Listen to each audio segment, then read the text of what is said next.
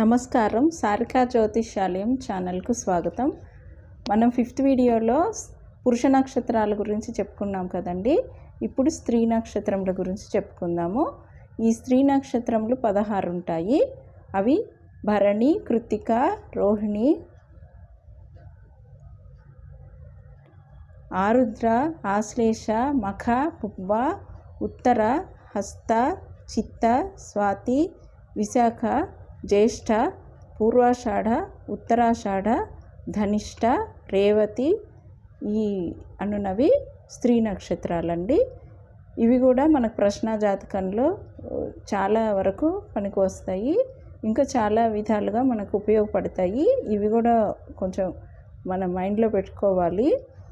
తర్వాత నపుంసక నక్షత్రాలు 3 ఉంటాయి. అవి మృగశిర, మూల, శతభిష అనే 3 నక్షత్రములు. ఆ తర్వాత నక్షత్రములకు దశాక్రమం అండి. నేను చెప్పాను కదా, మీకు నక్షత్రాలు నేర్చుకునేటప్పుడు నేను చెప్పాను, అశ్విని నక్షత్రం నుంచి కాదు, అసలు కృత్తికా నక్షత్రం నుంచి స్టార్ట్ చేయాలి. అయితే మనకి రాసులు మేషరాశి అశ్విని నక్షత్రం నుంచి మొదలవుతుంది కాబట్టి మనం అశ్విని నక్షత్రం నుంచి మొదలు పెట్టుకొని నేర్చుకుంటున్నాము అని. అది ఎందుకు చెప్పానంటే, ఇప్పుడు దశాక్రమం చూస్తున్నారు కదా, కృత్తిక నుంచి మొదలవుతుందండి. కృత్తిక, ఉత్తర, ఉత్తరాషాఢ అంటే కృత్తిక నుంచి 9 నక్షత్రాలు వరుస పెట్టుకొని చదివిన తర్వాత మళ్ళీ 10వ నక్షత్రం ఉత్తర నక్షత్రం వస్తుందన్నమాట. అట్లనే ఇది కూడా 19వ నక్షత్రం ఉత్తరాషాఢ నక్షత్రం వస్తుంది. ఇట్లా మనం ఫింగర్స్తోని కౌంట్ చేసుకోవచ్చు. మీకు అది నేను వీడియో చేసి చూపిస్తాను. ఇప్పుడైతే ప్రస్తుతం చూడండి, దశాక్రమం చూడండి. రవి, చంద్ర, కుజ, రాహు, గురు, శని, కేతు, బుధ, కేతు, శుక్ర ఇట్లా మనకి వరుసగా ఇదే వరుసలో ఉంటాయండి. ఈ వరుస గుర్తుంచుకుంటే చాలు, మన నక్షత్రాధిపతుల గురించి కూడా చెప్పచ్చు. అంటే ఎట్లా అంటే, నేను హస్త నక్షత్రంలో పుట్టానండి, నాకు ఏ స్టోన్ ఉపయోగపడుతుంది, మళ్ళీ ఇట్లా అడుగుతుంటారు కదా, అలా కూడా చెప్పొచ్చు అనమాట. అదృష్టరత్నం కూడా ఈ నక్షత్రాన్ని బట్టే మనం నిర్ణయిస్తాము. అంటే మనకి కృత్తిక, ఉత్తరాషాఢ రవి నక్షత్రాలు కదండి. రవికి రత్నం ఏంటి? కెంపు అనమాట. ఇట్లా కౌంట్ చేసుకోవచ్చు. అట్లనే రోహిణి, హస్త, శ్రవణం చంద్రుడికి రత్నం ఏంటి? ముత్యము. ఇవి నేను నెక్స్ట్ వీడియోస్లో చెప్తాను. ఇప్పుడు జస్ట్ ఉదాహరణగా చెప్తున్నాను. అయితే మనకి ఇక్కడ కృత్తిక, ఉత్తరాషాఢ రవి నక్షత్రాలు అంటే మనం 9 చొప్పున మనం గణించుకోవాలి. ఇక్కడ చూడండి, కృత్తిక, రోహిణి, మృగశిర, ఆరుద్ర, పునర్వసు, పుష్యమి, ఆశ్లేష, మఖ, పుబ్బ ఇక్కడ వరకు 9 నక్షత్రాలు అయిపోయినాయి కదా.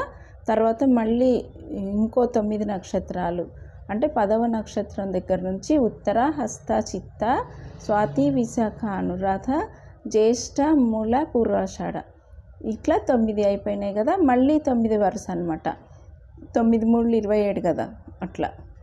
అట్లనే 19వ నక్షత్రం ఉత్తరాషాఢ, శ్రవణం, ధనిష్ట, శతభిషం, పూర్వభాద్ర, ఉత్తరాభాద్ర, అట్లనే రేవతి, అశ్విని, భరణి ఇదే వరుస మనం గుర్తుపెట్టుకోవాలండి. ఇట్లా పెట్టుకుంటే మీకు చాలా రకాలుగా ఉపయోగపడుద్ది.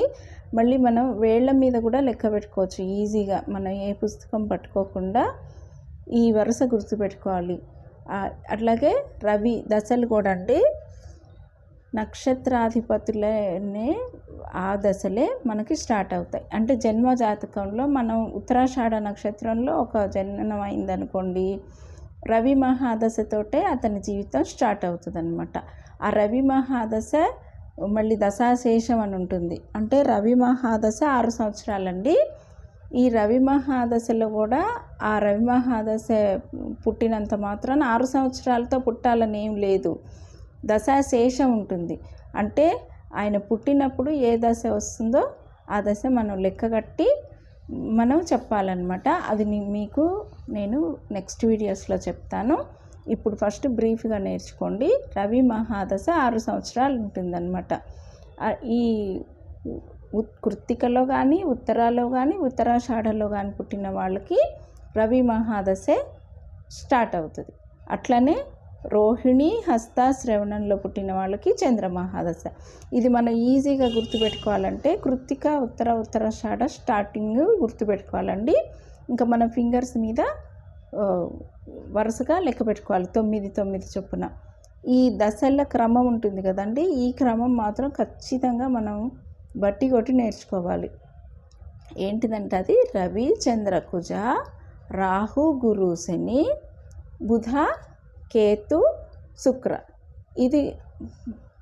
ఇవి నేర్చుకోవాలన్నమాట. ఈ వరుసనే మనకి మహాదశల్లోనూ విదశల్లోనూ అంతర్దశల్లోనూ సూక్ష్మ దశల్లో కూడా వస్తుంది.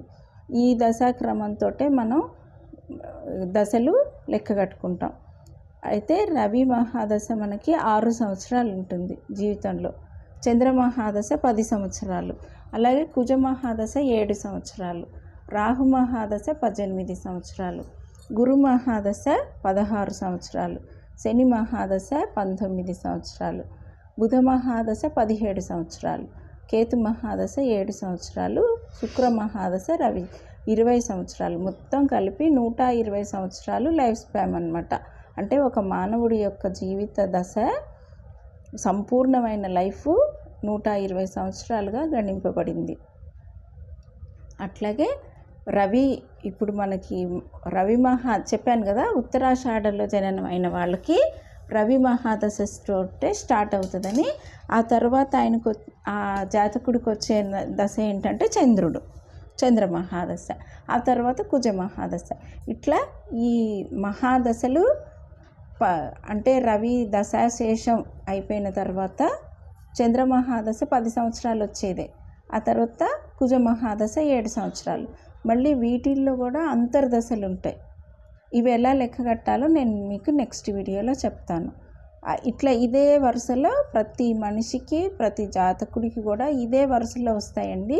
సపోజు ఒకళ్ళు స్వాతి నక్షత్రంలో పుట్టారనుకోండి, రాహు మహాదశలో పుడతారు. అంటే రాహు మహాదశ 18 సంవత్సరాలు మొత్తం ఉండదు, దశాశేషం. అంటే అతను జాతకుడు పుట్టిన టైంని బట్టి మనం దశాశేషం కట్టుకోవాలండి, నక్షత్రనత్తం తీసి. అది మీకు నెక్స్ట్ వీడియోస్లో చెప్తాను. ఆ తర్వాత ఆయనకు వచ్చే దశ ఏంటి? గురు మహాదశ. ఆ తర్వాత ఆయనకు వచ్చే దశ శని మహాదశ. శని మహాదశ తర్వాత ఏంటి? బుధ మహాదశ. బుధ మహాదశ తర్వాత కేతు మహాదశ. కేతు తర్వాత శుక్ర మహాదశ. ఇట్లా లెక్క కట్టుకోవాలన్నమాట. ఈ నక్షత్రాధిపతులకు ఏర్పడిన దశానాథులే ఆ నక్షత్రములకు అధిపతులు, అంటే ఓనర్స్ అన్నమాట. అలాగే దశల వరుస కూడా మీకు ఇప్పుడు చెప్పాను కదా, రవి చంద్ర కుజ అంటే రవి శుభుడు అనమాట, చంద్రుడు శుభుడు. ఒక పాపి ఒక శుభుడు, ఒక పాపి ఒక శుభుడు చొప్పున కూడా గుర్తుపెట్టుకోవచ్చు. అంటే రవి తర్వాత చంద్రుడు, చంద్రుడి తర్వాత కుజుడు, ఇవి కరెక్ట్గానే ఉన్నాయి. తర్వాత రాహు తర్వాత శుభుడు గురుడు అనమాట. గురుడు తర్వాత శని, పాపి కదా శని. ఆ తర్వాత బుధుడు శుభుడు, ఆ తర్వాత కేతువు పాపి, ఆ తర్వాత లాస్ట్కి శుక్రుడు. మళ్ళీ స్టార్ట్ అవుతుంది శుక్రుడు తర్వాత మళ్ళీ రవి స్టార్ట్ అవుతుంది అంతర్దశల్లో కూడా. ఇట్లా మనం కౌంట్ చేసుకోవాలి అంటే ఫస్ట్ ఈ ఫార్మేషన్ గుర్తుపెట్టుకోవాలి. నేను గుర్తుపెట్టుకోవడం కోసం రెండోసారి కూడా చెప్తున్నాను. రవి చంద్ర కుజ, రాహు గురు శని, బుధ కేతు శుక్ర, ఇట్లా మనం మననం చేసుకుంటూ గుర్తుపెట్టుకోవాలన్నమాట. గుర్తుపెట్టుకున్న తర్వాత నెక్స్ట్ మనం గుర్తుపెట్టుకోవాల్సినవి నేను చెప్తాను, నెక్స్ట్ వీడియోస్లో చెప్తాను. నమస్కారం, స్వస్తి. ఇదిగోండి, కృత్తిక, రోహిణి, మృగశిర, ఆరుద్ర, పునర్వసు, పుష్యమి, ఆశ్లేష, మఖ, పుబ్బ కాడికి శుక్ర నక్షత్రం అనమాట. మళ్ళీ ఉత్తర, హస్త, చిత్త, స్వాతి, విశాఖ, అనురాధ, జ్యేష్ఠ, మూల, పూర్వాషాఢ. మళ్ళీ ఇక్కడికి వచ్చేసరికి ఉత్తరాషాఢ, శ్రవణం, ధనిష్ట, శతభిష, పూర్వభద్ర, ఉత్తరభద్ర, రేవతి, అశ్విని, భరణి. 27 నక్షత్రాలు అయిపోయాయి కదా. ఇట్లా గుర్తుపెట్టుకోవాలన్నమాట. మొదటి దశ వచ్చేసి మనకి రవి చంద్ర కుజ, రాహు గురు శని, బుధ, కేతు, శుక్ర. మీరు ఇట్లా ఫింగర్స్ మీద ఇట్లా రాసుకొని అయినా సరే దీన్ని బై హార్ట్ చేయాలండి. చేస్తే మీకు దశలు అంతర్దశలు ఈజీగా గుర్తుంటాయి అన్నమాట. ఇంకా దశలైన అంతర్దశలైన విదశలైన సూక్ష్మ దశలైనా కూడా ఇదే ఫార్మేషన్లో వస్తాయి.